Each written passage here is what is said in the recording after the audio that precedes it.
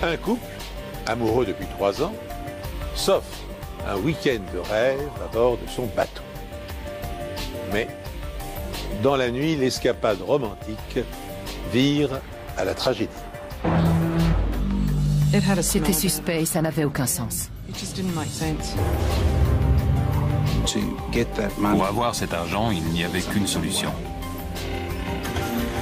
Je n'ai jamais rencontré quelqu'un d'aussi insensible et dur. La dernière chose dont elle se rappelle, c'est d'être allongée par terre, nue. On n'avait pas de corps, ni d'armes, ni de scène de crime. Bonjour. Merci de nous rejoindre pour cette nouvelle enquête impossible inédite.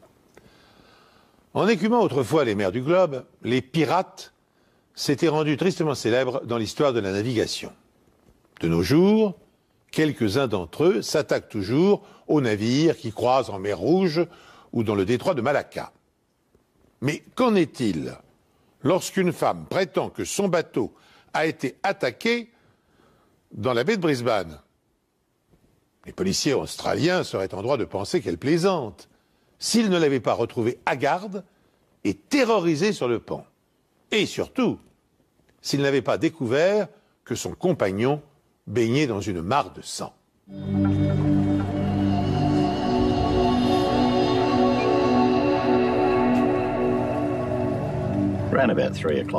À environ 3 heures du matin, les secours ont reçu un appel pour une urgence médicale sur un bateau, quelque part dans la baie. Il faisait très sombre.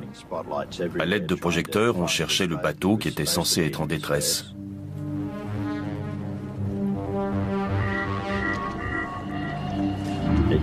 On a mis une demi-heure avant de le localiser. Le bateau était dans le noir complet. Tous les feux étaient éteints.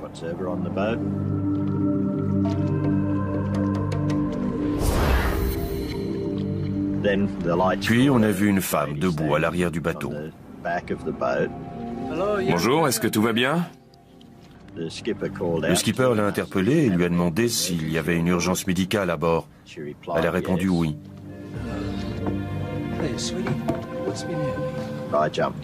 J'ai sauté à bord du Misty Blue et je lui ai demandé ce qui se passait. Elle m'a répondu que quelqu'un était sûrement monté à bord et avait dû lui donner un coup si fort qu'elle avait été assommée. Comment vous appelez-vous? Patricia Byers. Quand je suis descendu dans la cabine, j'ai vu un homme étendu sur la banquette de droite. Il y avait beaucoup de sang. Il était conscient et je lui ai demandé ce qu'il s'était passé.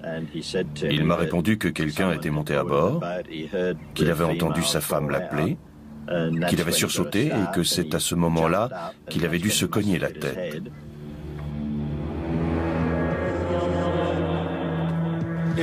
Nous avons localisé le Misty Blue. Nous avons 2 blessés à bord, nous allons remorquer le bateau. Nous serons à la base dans environ 15 minutes.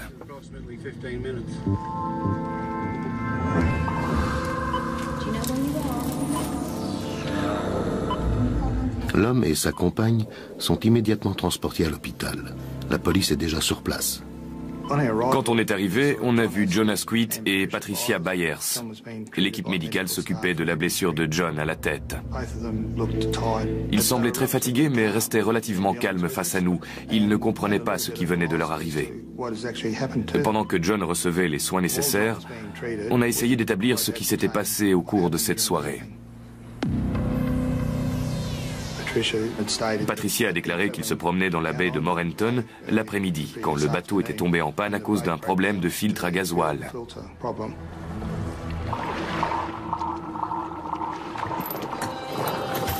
Elle a alors décidé de jeter l'ancre pour la nuit, dans le chenal. Ça a l'air bon, Oui. mais pas aussi bon que toi. Ils ont passé une soirée romantique, ils ont dîné et bu 2 bouteilles de vin et une demi-bouteille de Porto. Ils ont pris une douche nue à l'arrière du bateau avant d'aller se coucher. Pat, réveille-toi. La dernière chose dont elle se rappelait, c'était d'être recroquevillée nue à l'avant du bateau et de John, couvert de sang, lui demandant si tout allait bien. Ils se sont ensuite réfugiés à l'intérieur du bateau où John a lancé des appels de détresse pendant 1 heure, 1 heure et demie.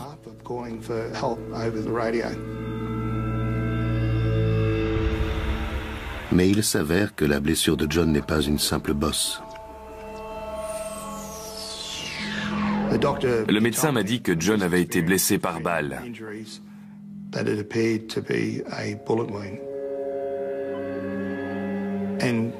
On s'est tourné vers John et Patricia Byers qui ont trouvé ça ridicule et ne l'ont pas pris au sérieux.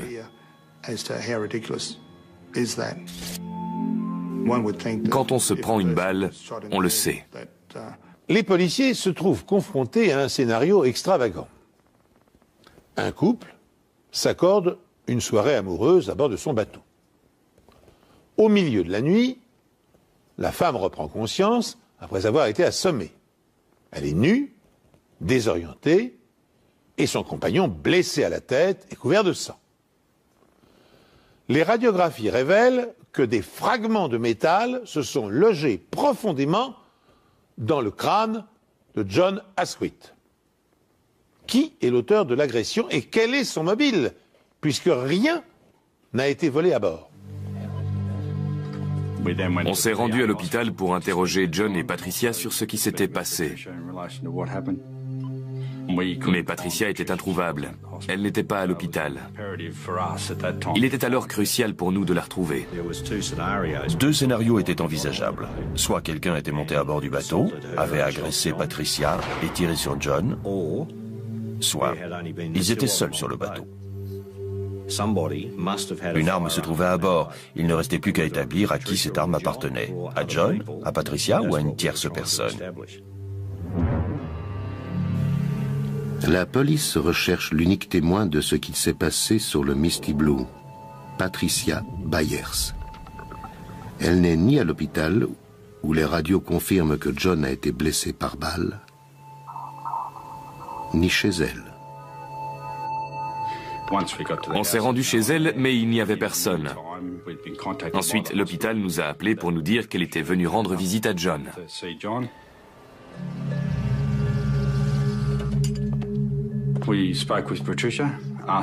On a interrogé Patricia sur les événements et elle nous a dit que des pirates étaient montés à bord et avaient attaqué John.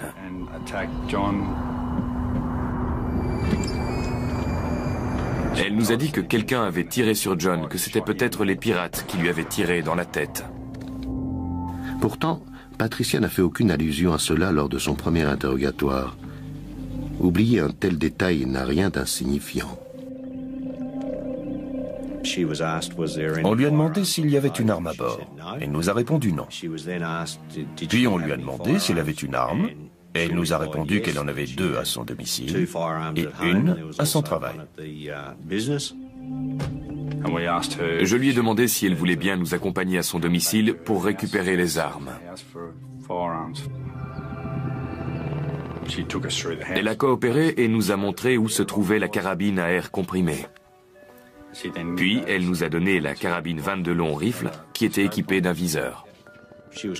Elle était très coopérative et ne semblait pas du tout inquiète de nous voir prendre ses armes.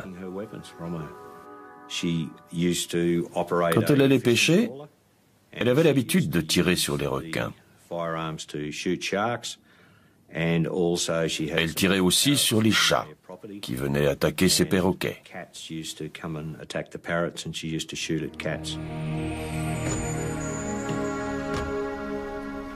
Patricia conduit ensuite les policiers sur son lieu de travail, où ils saisissent un fusil à pompe.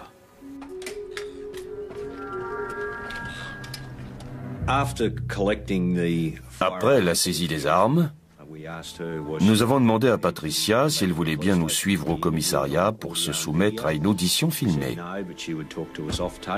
Elle acceptait de répondre à nos questions, mais hors caméra. On lui a également demandé si elle était prête à se soumettre à un test qui permettrait de déceler la présence éventuelle de traces de poudre sur ses mains. Elle n'était pas obligée de le faire, rien ne l'y forçait. Mais elle n'a pas voulu s'y prêter. Elle nous a dit qu'elle voulait retourner voir John à l'hôpital et on l'y a conduite. Entre-temps, le Misty Blue est devenu une scène de crime. On est entré dans la cabine du bateau. C'était sur la gauche, c'est-à-dire côté port, que John gisait. On a remarqué qu'entre les couchettes, il y avait du sang séché partout sur le sol. Il y avait des éclaboussures de sang sur la droite, c'est-à-dire à tribord et aussi sur l'oreiller. Après avoir examiné le sang séché, on a découvert de petits fragments de métal correspondant à des éclats de balles. On en a également retrouvé dans la cloison et on les a prélevés pour les analyser. L'analyse révèle que les fragments de balles retrouvés sur le bateau et dans le crâne de John ont un revêtement doré. Ce qui recouvre les fragments indique que les balles ont vraisemblablement été tirées avec un 22 long rifle. Cette arme a été retrouvée par les inspecteurs et amenée dans nos services pour une analyse plus poussée. Mais dans cette affaire, les morceaux de projectiles étaient tellement endommagés qu'on ne pouvait pas les utiliser pour identifier l'arme du crime. La carabine à lunettes télescopiques de Patricia ne peut donc être ni incriminée, ni écartée. Et à ce stade de l'enquête, son histoire de pirate non plus. Je n'ai jamais entendu parler de pirate à Morenton Bay. Son histoire était plausible, mais il fallait qu'on le prouve. Rien ne manquait à bord. Les radios, le matériel de pêche, le barbecue, le portefeuille de John, tout était là. Rien n'avait été volé. Et quand on parle de pirate, on pense vol, donc la seule explication possible, c'est que John se soit tiré dessus. Même si c'est fortement improbable, vu que l'orifice d'entrée de la balle est situé sur le dessus de son crâne. C'est physiquement impossible qu'une personne se tire une balle dans la tête avec une carabine.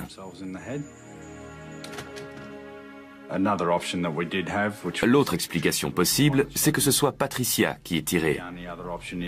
Ils se sont disputés sur le bateau, les choses ont mal tourné, et John a reçu une balle dans la tête sans qu'on sache comment.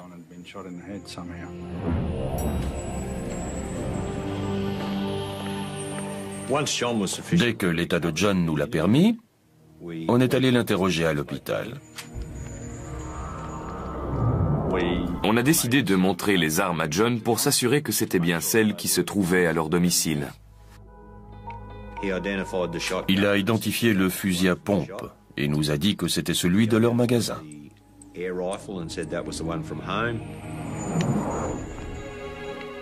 Il a identifié la première carabine et nous a confirmé qu'elle se trouvait chez lui. Mais il a déclaré ne jamais avoir vu le 22 long rifle avant. On lui a demandé comment il pouvait affirmer qu'il ne l'avait jamais vu et il nous a répondu que c'était assez facile car celles qu'ils avaient chez eux n'avaient pas de lunettes télescopiques, ce qui a éveillé nos soupçons. On lui a suggéré que c'était peut-être Patricia qui lui avait tiré dessus. Il était horrifié par cette idée. Il nous a dit que c'était impossible parce qu'ils avaient une relation idyllique et n'avaient aucun problème. Il pensait que quelqu'un était monté à bord et les avait agressés, lui et Patricia. Bien que les morceaux de projectiles soient trop endommagés pour pouvoir déterminer de quelle arme ils proviennent, John Asquith a vraisemblablement été blessé par une carabine de calibre 22 long rifle. Les inspecteurs écartent la thèse absurde d'une attaque de pirates. Ils rejettent aussi celle du suicide, John ne pouvant pas se tirer une balle dans la tête avec un fusil. Alors les soupçons se portent sur sa compagne, Patricia Byers. L'une des armes lui appartenant, saisie par la police, est de calibre 22. Mais John affirme ne l'avoir jamais vue avant le drame. On a fait des recherches sur cette arme et on a découvert qu'elle avait été achetée dans une armurerie à Binley le jour où John avait été transporté à l'hôpital. Je me suis rendu dans cette armurerie pour vérifier les registres. Les documents révélaient que Patricia avait acheté cette arme et qu'elle l'avait payée environ 100 €. Le propriétaire du magasin nous a dit qu'elle voulait un 22 long rifle sans viseur. Mais la seule arme qu'il avait de disponible alors était la carabine à lunettes que nous avions en notre possession. Il lui a également précisé que la lunette pouvait être enlevée. Il s'est rappelé qu'elle était allée retirer de l'argent au distributeur pour le payer. On a alors demandé un mandat pour avoir un relevé de compte de Patricia. Elle est allée au distributeur juste en face du magasin, a pris de l'argent et elle est allée acheter l'arme. On pouvait donc affirmer qu'elle avait acheté cette arme cet après-midi-là. On savait alors pourquoi elle n'était pas à l'hôpital auprès de John, puisqu'elle était en train d'acheter une arme. Elle savait vraisemblablement que nous allions perquisitionner leur domicile et demander à voir leurs armes. Il fallait qu'on retrouve la quatrième, l'autre carabine 22 long rifle. Le petit bateau dont la cabine est maculée de sang a été emmené à Manly pour être examiné par la police. La victime de Yatala, John Asquith, 53 ans, a été blessée à bout portant. Une femme de 46 ans se trouvait également à bord. On sait que le couple avait beaucoup bu. L'embarcation serait tombée en panne et ils auraient mouillé dans le chenal. La police maritime interroge toutes les personnes qui se trouvaient dans les environs au moment du drame. Les plongeurs ont entamé des recherches là où le bateau a jeté l'ancre. Ils chercheraient une carabine 22 long rifle. On a immédiatement pensé que la carabine avait été jetée par-dessus bord dans Moreton Bay. Mais la marée, les courants et les mouvements de l'eau ne permettaient pas de retrouver l'arme. Si Patricia Byers a tiré sur John, son compagnon, les inspecteurs doivent trouver le mobile. Ils commencent par enquêter sur leur relation. Leur famille et leurs amis ont tous déclaré qu'ils s'entendaient très bien, qu'ils avaient de très bonnes relations, on n'avait aucun problème. Ils tenaient un commerce ensemble, ils renvoyaient l'image d'un couple heureux. Tous ceux que nous avons interrogés nous ont dit qu'ils avaient de bonnes relations. Ils ne se disputaient jamais, tout était parfait et ils finiraient certainement par se marier. Ça m'a paru étrange et j'avais des doutes sur ce qu'il s'était passé. Mais les preuves étaient là et parlaient d'elles-mêmes. Patricia était impliquée dans cette fusillade. La police s'intéresse ensuite à la situation financière de John et à qui cela profiterait s'il venait à mourir. John nous a dit qu'il avait une assurance vie et que les bénéficiaires étaient ses enfants. Quand on a eu les détails de sa police d'assurance, on a constaté un changement de bénéficiaire. Patricia était la seule à pouvoir en bénéficier. On a donc fait faire des recherches plus poussées et on a appris que John avait souscrit 4 autres assurances vie.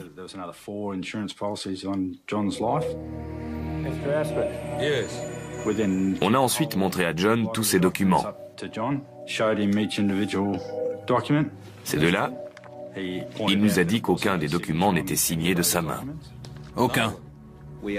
On lui a demandé s'il savait qui aurait pu faire ça, mais il nous a répondu non. On lui a alors demandé si Patricia aurait pu le faire, ce à quoi il nous a répondu que c'était impensable, qu'elle ne pourrait jamais faire une chose pareille. Le montant des 5 polices d'assurance s'élevait à 175 000 € et l'unique bénéficiaire était Patricia Byers.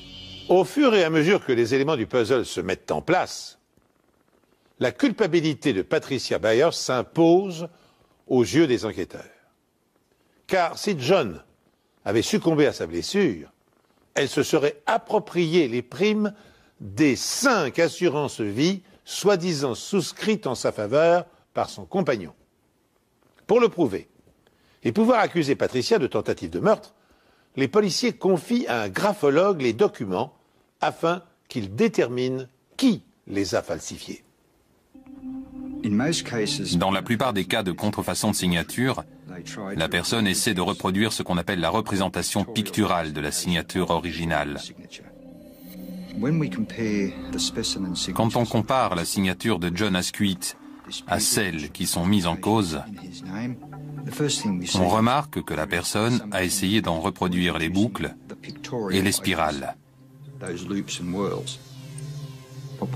Mais elle n'a pas fait suffisamment attention aux éléments qui rendent la signature de John Asquith unique, c'est-à-dire la fluidité, la vitesse d'écriture, la formation complexe des lettres et la pression du stylo exercée sur le papier.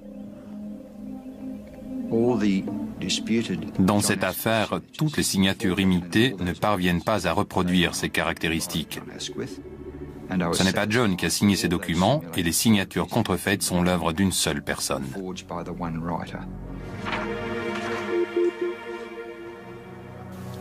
La police pense que le faussaire est Patricia Byers.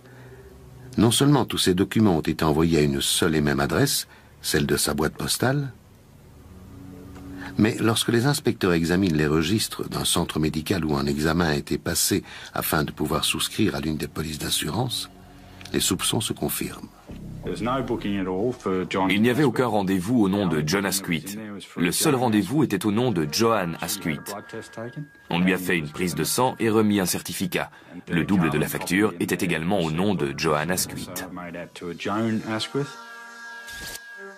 Pas besoin d'être un expert pour voir que les documents envoyés à la compagnie d'assurance ont été falsifiés. On a montré des photos de plusieurs femmes, dont celle de Patricia Byers, au réceptionniste. Il l'a identifiée comme étant la personne qui s'était présentée ce jour-là. Les inspecteurs ont les éléments nécessaires pour accuser Patricia de tentative de meurtre, mais John Asquith refuse toujours de croire à son implication. Mais plus pour très longtemps. Il est allé chez son médecin et lui a dit qu'il était malade. Son médecin a fait analyser son urine. Il avait une grande quantité de Valium dans son organisme. La police dispose de suffisamment de preuves indirectes contre Patricia Byers, mais la carabine 22 long rifle avec laquelle elle aurait tiré sur son compagnon reste introuvable.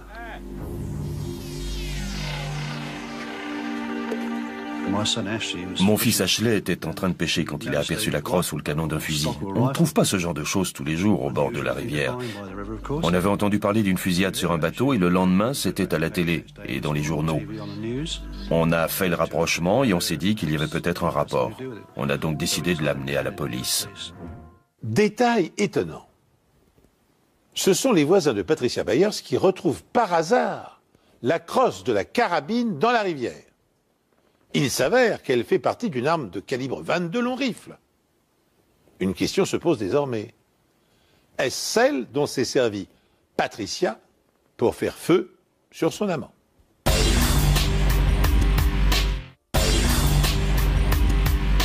Détail étonnant.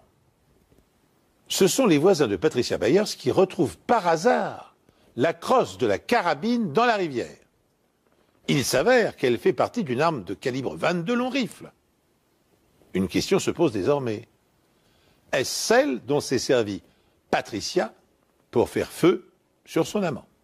Je me suis dit que si on avait trouvé la crosse de la carabine à cet endroit, c'est qu'il était probable qu'elle l'avait scié en deux et qu'elle ait jeté l'autre morceau avec. Donc, qu'on le retrouverait forcément. J'ai donc demandé l'aide des plongeurs de la police pour retrouver le canon de la carabine, mais je n'étais pas très optimiste.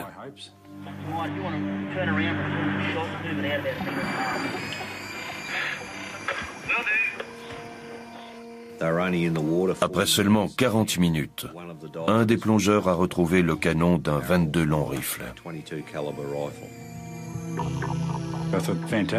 C'était fantastique. C'était ce qu'on recherchait, mais il manquait encore le reste de la carabine. À l'examen, le canon semblait avoir été scié. Et si on retrouvait la même chose sur le morceau de crosse restant de la carabine, cela pouvait avoir endommagé ou déformé la balle lors de son passage dans le canon. Ou peut-être que la balle a pu éclater en percutant quelque chose, comme le crâne de M. John Asquith. Je suis convaincu que s'il est encore en vie, c'est parce que la balle a éclaté avant de toucher son crâne. Il faut être réaliste. Si elle avait scié la carabine avec une scie à métaux et fait une entaille bien nette, je ne pense pas que John serait encore parmi nous aujourd'hui. Je me suis dit qu'elle avait scié la carabine chez elle. J'ai donc demandé un mandat de perquisition. Quand on est arrivé sur les lieux, il y avait un grand établi avec un étau. Les lieux étaient propres, mais sous l'étau, il y avait comme des copeaux de bois.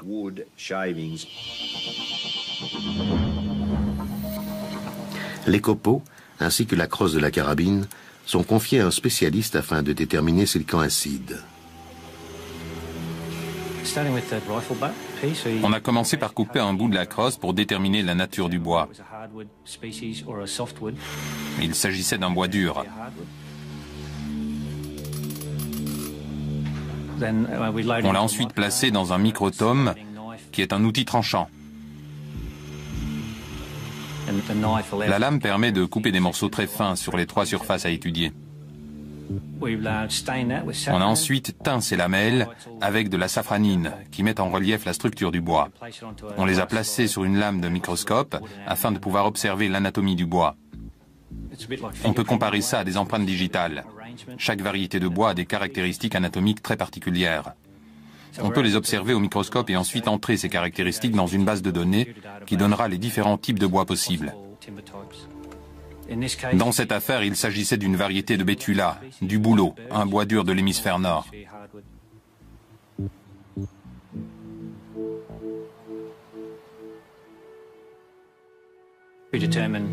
Nous avons conclu que les copeaux de bois étaient du bouleau, c'est-à-dire le même bois que la crosse de la carabine. Je pense qu'elle a scié la carabine chez elle à Yatala et qu'elle l'a emmenée sur le bateau.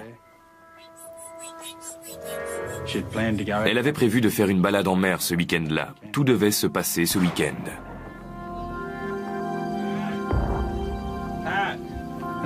Mais tout ne s'est pas passé comme prévu. John n'est pas mort, il a survécu. Ça a anéanti tous ses plans.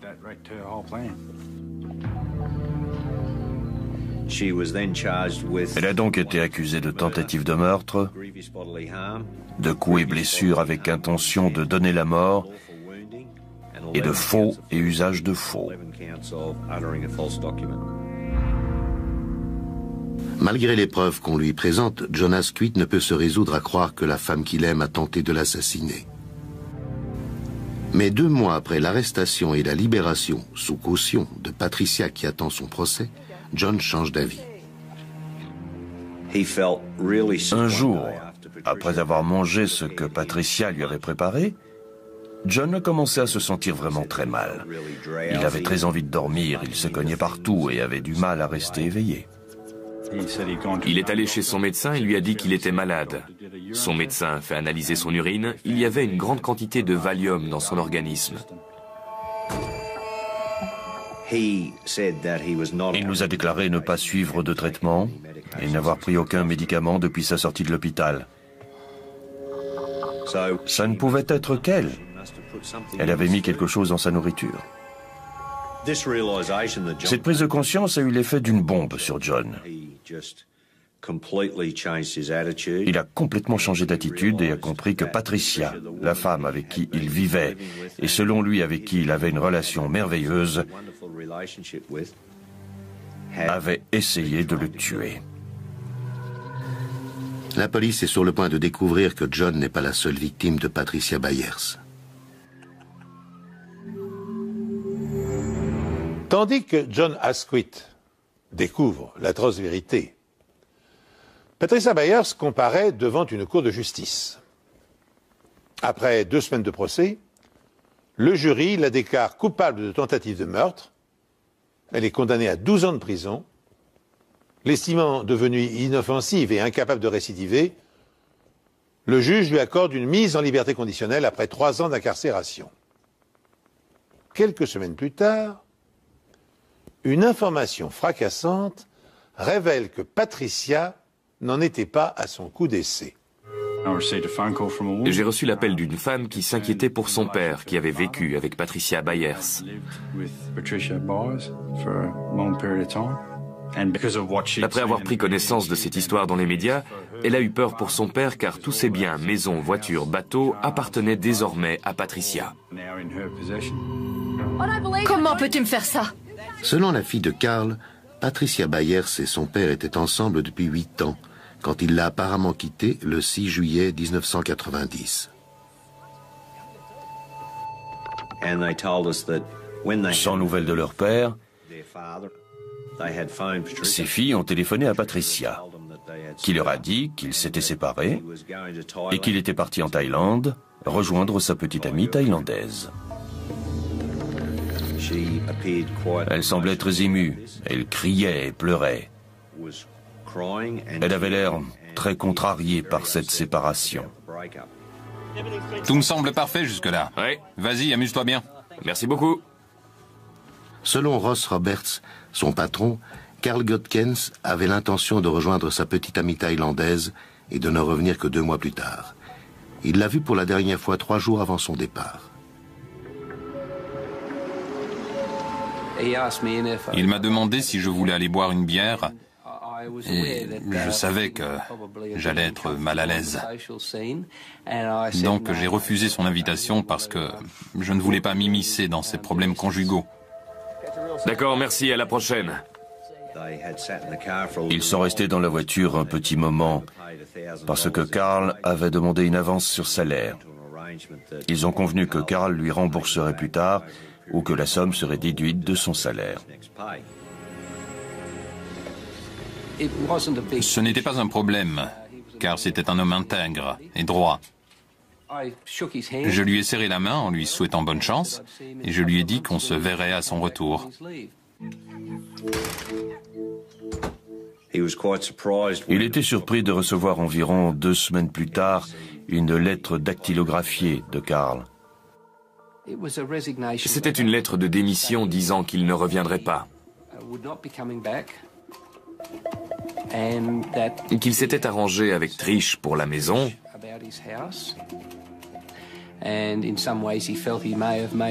Qu'il pensait peut-être avoir fait une erreur, mais que Trish ne resterait pas longtemps seule parce que c'était une belle femme. Comme dans sa lettre de démission, Carl Godkens n'a pas fait allusion à la somme qu'il lui doit, Ross Roberts lui adresse un courrier de relance. 3 mois plus tard, alors que Patricia s'est installée dans la maison de son ex-amant, Roberts reçoit un chèque le remboursant intégralement. À ce moment-là, je me suis dit que tout avait été remboursé. Carl avait pris sa décision, on lui a renvoyé toutes ses affaires et l'affaire était close. Pour retrouver M. Godkens, il fallait qu'on sache s'il était bien parti le jour prévu en Thaïlande. Mais il n'avait pas pris l'avion ce jour-là.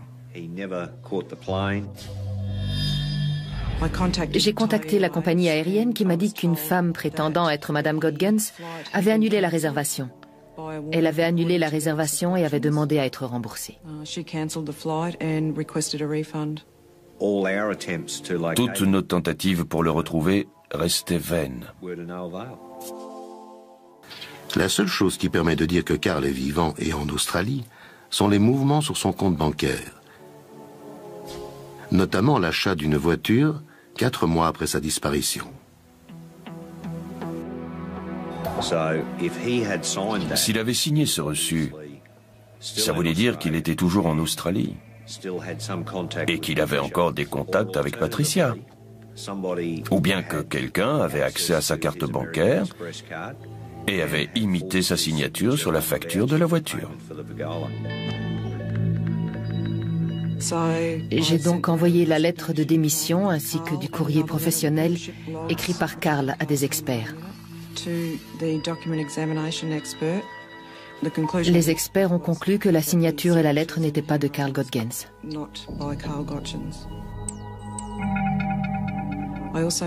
Je me suis également renseignée sur ce qu'étaient devenus ses biens et notamment sa maison à Yatala. J'ai découvert que la maison avait été mise au nom de Patricia 3 semaines après la disparition de Carl. Sur le document de transfert de propriété, la signature de Carl Godkens et de son témoin sont des imitations. La seule signature authentique était celle de Patricia Byers. Le reçu de sa carte bancaire est également une contrefaçon. Je suis allée chez le concessionnaire qui avait vendu la voiture. Le vendeur m'a dit s'être rendu à l'adresse de Yatala, où il avait rencontré une femme se présentant sous le nom de Madame Godgens, et qui avait signé le reçu devant lui au nom de C.T. Godgens. D'un point de vue juridique, c'était une preuve irréfutable. On allait pouvoir utiliser la signature imitée par Patricia Byers sur le reçu comme point de référence et la comparer aux signatures des autres documents. On est arrivé à la conclusion que le faussaire qui avait signé ce papier était l'auteur des autres fausses signatures. La police dispose de preuves indirectes, mais elle n'a retrouvé ni corps, ni scène de crime, ni armes. Et leur principal suspect doit sortir de prison dans moins de 18 mois. Dissimulant sa véritable personnalité sous des apparences très agréables, Patricia Byers est une veuve noire d'une redoutable cruauté. Avant de s'en prendre à John Asquith, qu'elle aurait tué sans état d'âme si la balle n'avait pas explosé avant de l'atteindre, elle était parvenue à éliminer Carl Godgens, son ex-amant, pour accaparer la totalité de ses biens. Bien que les policiers n'aient pas trouvé son corps ni l'arme du crime, le procureur est convaincu de sa culpabilité. D'autant que de nouvelles preuves matérielles viennent bientôt alourdir son dossier. Des mois auparavant, elle s'était discrètement procuré une copie de son testament. La signature figurant sur le Second Testament est contrefaite. Elle savait qu'elle allait devoir partager la maison, les biens avec les enfants. Elle n'allait pas tout avoir. Elle savait également que Carl avait une liaison avec une Thaïlandaise et qu'il allait la quitter. Elle était consciente qu'elle allait perdre la maison et se retrouver sans rien. Le soir où Carl a franchi cette porte, il a disparu pour toujours.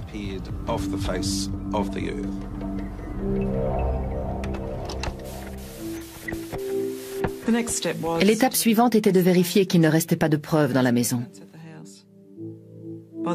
Au moment où on a perquisitionné les lieux, Carl avait disparu depuis 6 ans. J'ai trouvé un agenda datant de 1990. À la page du 6 juillet, il y avait cette note. Carl est parti, je l'ai déposé en ville. Le jour même, un nouveau lit est livré. Et l'histoire du lit me paraissait bizarre. Patricia avait expliqué à John que Carl avait pris son lit quand il l'a quitté. C'était suspect. S'il partait pour Bangkok, il n'allait pas prendre son lit avec lui. Et s'il allait à Darwin pour ensuite partir en Asie, ça n'avait aucun sens. On m'a demandé de me concentrer sur la chambre principale et de rechercher des traces de sang. On a retrouvé une série de gouttelettes sur l'un des murs. Il y avait 21 gouttelettes mesurant environ 1 mm. On a fait un test sur ces gouttelettes pour déterminer si c'était du sang et le résultat a été positif.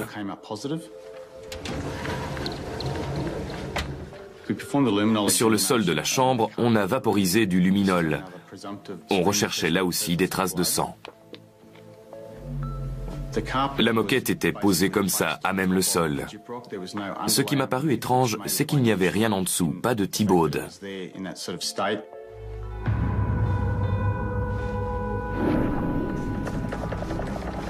On a obtenu un résultat positif sur toute la surface traitée, c'est-à-dire le parquet sous la moquette. Quand on a rallumé la lumière, on s'est rendu compte qu'il y avait des taches sombres aux endroits où il y avait eu une réaction chimique, c'est-à-dire où le sol était devenu fluorescent dans le noir. Un profil ADN est créé à partir des taches de sang retrouvées dans la chambre de Carl Godgens. Les experts médico-légaux le comparent à celui de ses filles. Les signatures ADN présentent des similitudes, bien qu'il soit difficile de l'affirmer. La forme particulière des éclaboussures de sang permet par ailleurs de déduire le mode opératoire de l'assassin. On peut déduire de leur forme qu'elles sont le résultat d'une grande force exercée contre une source de sang.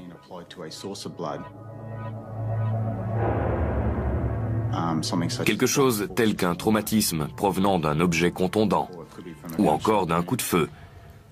Les blessures par balle provoquent ce qu'on appelle des projections de sang à grande vitesse. Et ces projections sont minuscules, comme si on les avait pulvérisées. Ces taches de sang sont infimes et n'ont donc pas pu être éliminées. Elles pouvaient provenir de quelque chose d'aussi banal qu'un éternuement ou d'une quinte de toux avec du sang dans la bouche et le nez. C'est probablement dans cette chambre, présentant toutes les caractéristiques d'une scène de crime. Mais il manquait encore le reste de la carabine. À l'examen, le canon semblait avoir été scié. Et si on retrouvait la même chose sur le morceau de crosse restant de la carabine, cela pouvait avoir endommagé ou déformé la balle lors de son passage dans le canon. Ou peut-être que la balle a pu éclater en percutant quelque chose, comme le crâne de M. John Asquith. Je suis convaincu que s'il est encore en vie, c'est parce que la balle a éclaté avant de toucher son crâne. Il faut être réaliste. Si elle avait scié la carabine avec une scie à métaux et fait une entaille bien nette, je ne pense pas que John serait encore parmi nous aujourd'hui. Je me suis dit qu'elle avait scié la carabine chez elle. J'ai donc demandé un mandat de perquisition.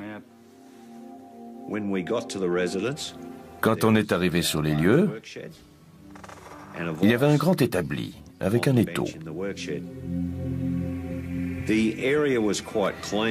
Les lieux étaient propres, mais sous l'étau, il y avait comme des copeaux de bois.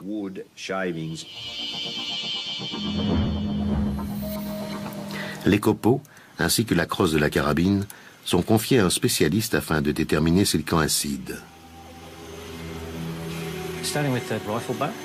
On a commencé par couper un bout de la crosse pour Il retrouve par hasard la crosse de la carabine dans la rivière.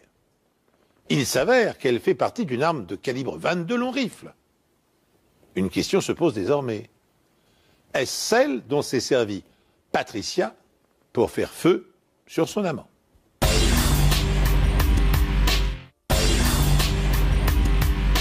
Détail étonnant.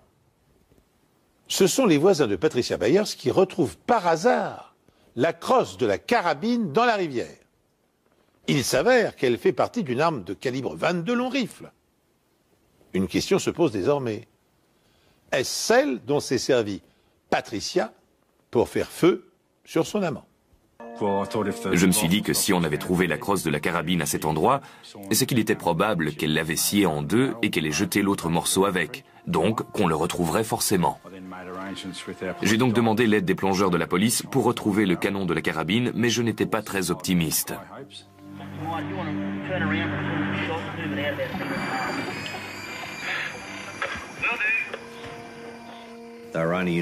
Après seulement 40 minutes, un des plongeurs a retrouvé le canon d'un 22 long rifle. C'était fantastique. C'était ce qu'on recherchait, mais il manquait encore le reste de la carabine.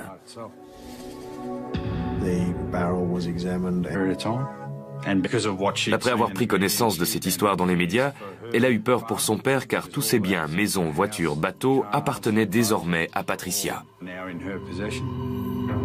Comment peux-tu me faire ça? Selon la fille de Carl, Patricia Byers et son père étaient ensemble depuis 8 ans, quand il l'a apparemment quittée le 6 juillet 1990. Sans nouvelles de leur père, ses filles ont téléphoné à Patricia, qui leur a dit qu'ils s'étaient séparés et qu'il était parti en Thaïlande rejoindre sa petite amie thaïlandaise. Elle semblait très émue, elle criait et pleurait. Elle avait l'air très contrariée par cette séparation. Tout me semble parfait jusque-là. Oui. Vas-y, amuse-toi bien. Merci beaucoup. Selon Ross Roberts, son patron, Carl Godkens avait l'intention de rejoindre sa petite amie thaïlandaise et de ne revenir que 2 mois plus tard. Il l'a vue pour la dernière fois 3 jours avant son départ. Il m'a demandé si je voulais aller boire une bière et je savais que j'allais être mal à l'aise. Donc j'ai refusé son invitation parce que je ne voulais pas m'immiscer dans ses problèmes conjugaux. D'accord, merci, à la prochaine. Le Misty Blue est devenu une scène de crime. On est entré dans la cabine du bateau. C'était sur la gauche, c'est-à-dire côté port, que John gisait. On a remarqué qu'entre les couchettes, il y avait du sang séché partout sur le sol. Il y avait des éclaboussures de sang sur la droite, c'est-à-dire à tribord et aussi sur l'oreiller. Après avoir examiné le sang séché, on a découvert de petits fragments de métal correspondant à des éclats de balles. On en a également retrouvé dans la cloison et on les a prélevés pour les analyser. L'analyse révèle que les fragments de balles retrouvés sur le bateau et dans le crâne de John ont un revêtement doré. Ce qui recouvre les fragments indique que les balles ont vraisemblablement été tirées avec un 22 long rifle. Cette arme a été retrouvée par les inspecteurs et amenée dans nos services pour une analyse plus poussée. Mais dans cette affaire, les morceaux de projectiles étaient tellement endommagés qu'on ne pouvait pas les utiliser pour identifier l'arme du crime. La carabine à lunettes télescopiques de Patricia ne peut donc être ni incriminée ni écartée. Et à ce stade de l'enquête, Je me suis rendu dans cette armurerie pour vérifier les registres. Les documents révélaient que Patricia avait acheté cette arme et qu'elle l'avait payée environ 100 €. Le propriétaire du magasin nous a dit qu'elle voulait un 22 long rifle sans viseur. Mais la seule arme qu'il avait de disponible alors était la carabine à lunettes que nous avions en notre possession. Il lui a également précisé que la lunette pouvait être enlevée. Il s'est rappelé qu'elle était allée retirer de l'argent au distributeur pour le payer. On a alors demandé un mandat pour avoir un relevé de compte de Patricia. Elle est allée au distributeur juste en face du magasin, a pris de l'argent et elle est allée acheter l'arme. On pouvait donc affirmer qu'elle avait acheté cette arme cet après-midi-là.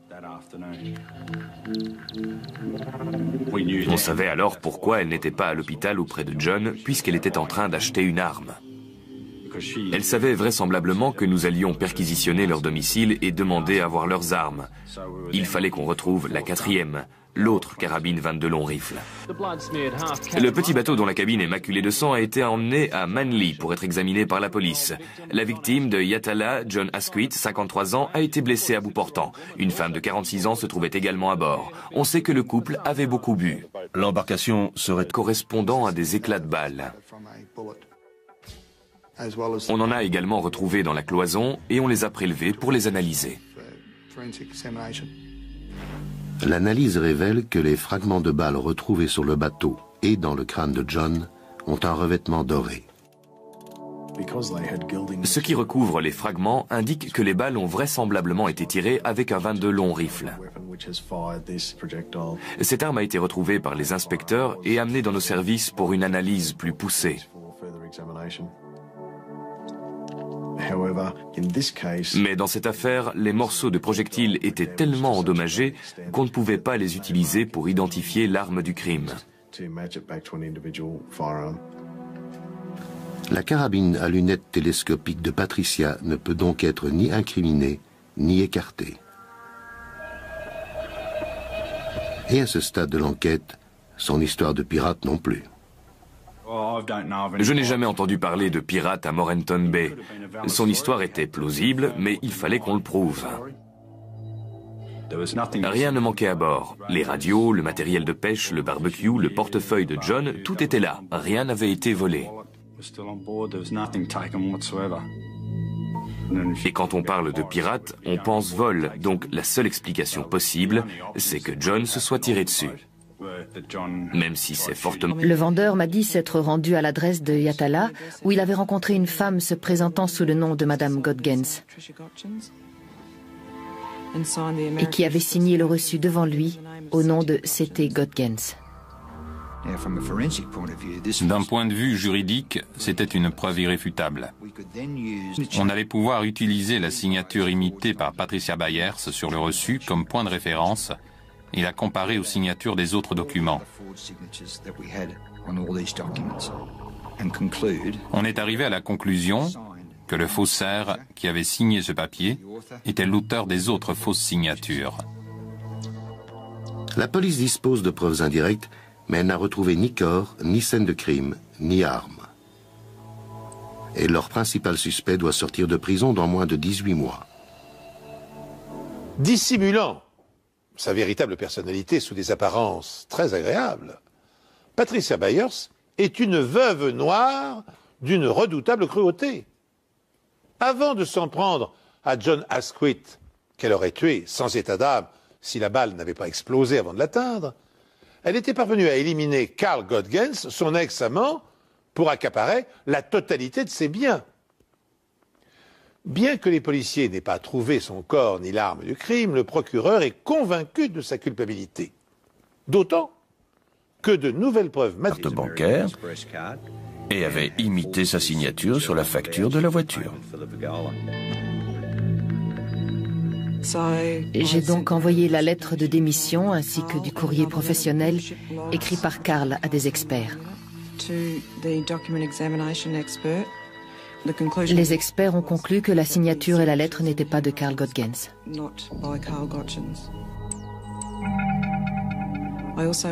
Je me suis également renseignée sur ce qu'étaient devenus ses biens et notamment sa maison à Yatala. J'ai découvert que la maison avait été mise au nom de Patricia 3 semaines après la disparition de Carl. Sur le document de transfert de propriété, la signature de Carl Godgens et de son témoin sont des imitations. La seule signature authentique était celle de Patricia Byers. Le reçu de sa carte bancaire est également une contrefaçon. Je suis allée chez le concessionnaire qui avait vendu la voiture. Le vendeur m'a dit s'être rendu à l'adresse de Yatala, où il avait rencontré une femme se présentant sous le nom de Madame Godgens, et qui avait signé le reçu devant lui au nom de C.T. Godgens. D'un point de vue juridique, c'était une preuve irréfutable. On allait pouvoir utiliser la signature. Je suis convaincu que s'il est encore en vie, c'est parce que la balle a éclaté avant de toucher son crâne. Il faut être réaliste. Si elle avait scié la carabine avec une scie à métaux et fait une entaille bien nette, je ne pense pas que John serait encore parmi nous aujourd'hui. Je me suis dit qu'elle avait scié la carabine chez elle. J'ai donc demandé un mandat de perquisition. Quand on est arrivé sur les lieux, il y avait un grand établi avec un étau. Les lieux étaient propres, mais sous l'étau, il y avait comme des copeaux de bois.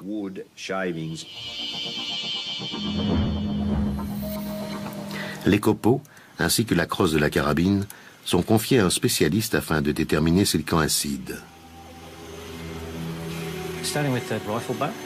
On a commencé par couper un bout de la crosse pour déterminer la nature du bois. Il s'agissait d'un bois dur. On l'a ensuite placé dans un microtome, qui est un outil tranchant.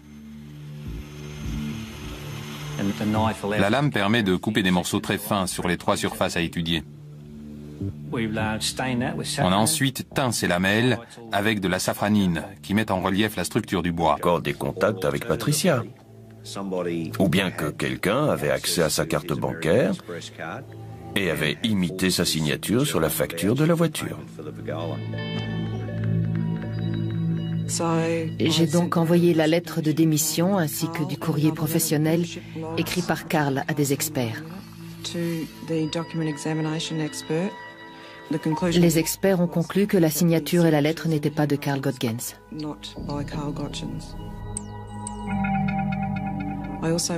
Je me suis également renseignée sur ce qu'étaient devenus ses biens et notamment sa maison à Yatala.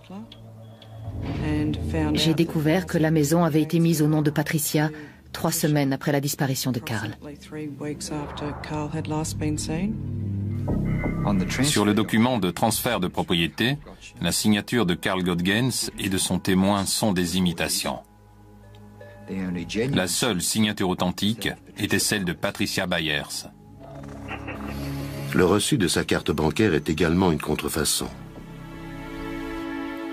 Je suis allée chez le concessionnaire qui avait vendu la voiture.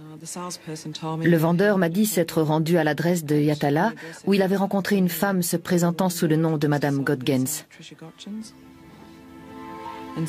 et qui avait signé le reçu devant lui au nom de C.T. Götgens. D'un point de vue juridique,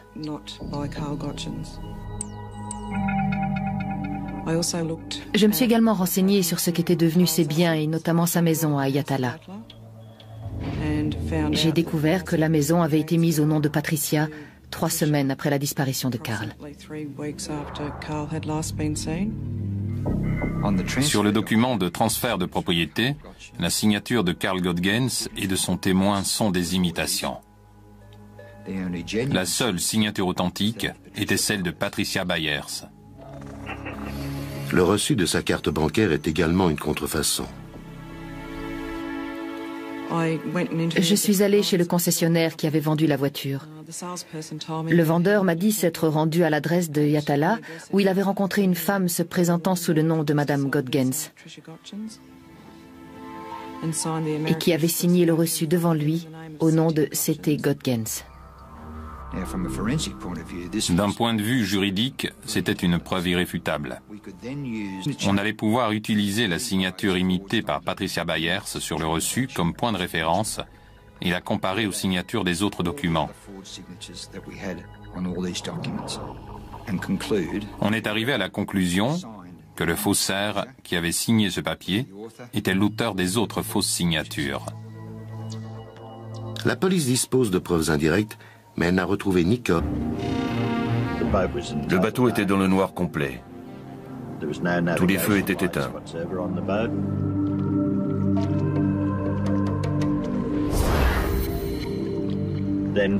Puis on a vu une femme debout à l'arrière du bateau.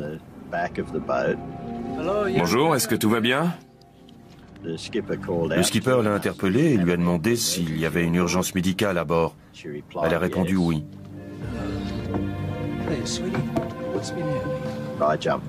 J'ai sauté à bord du Misty Blue et je lui ai demandé ce qui se passait. Elle m'a répondu que quelqu'un était sûrement monté à bord et avait dû lui donner un coup si fort qu'elle avait été assommée. Comment vous appelez-vous? Patricia Byers. Quand je suis descendu dans la cabine, j'ai vu un homme étendu sur la banquette de droite. Il y avait beaucoup de sang. Il était conscient et je lui ai demandé ce qu'il s'était passé.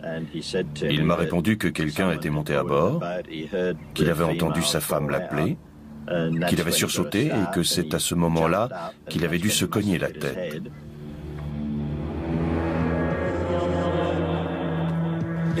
Nous avons localisé le Misty Blue. Nous avons 2 blessés à bord, nous allons remorquer le bateau. Nous serons à la base dans environ 15 minutes.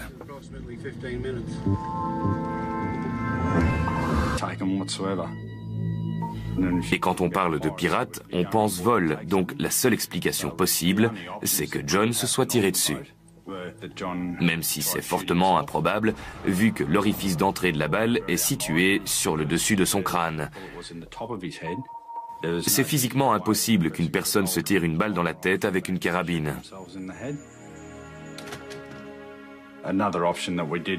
L'autre explication possible, c'est que ce soit Patricia qui ait tiré. Ils se sont disputés sur le bateau, les choses ont mal tourné, et John a reçu une balle dans la tête sans qu'on sache comment.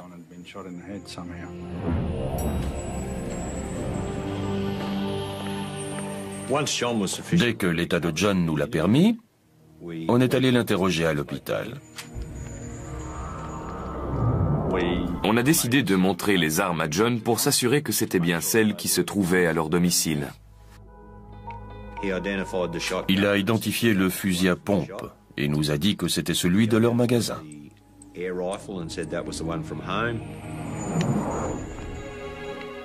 Il a identifié la première carabine et nous a confirmé qu'elle se trouvait chez lui.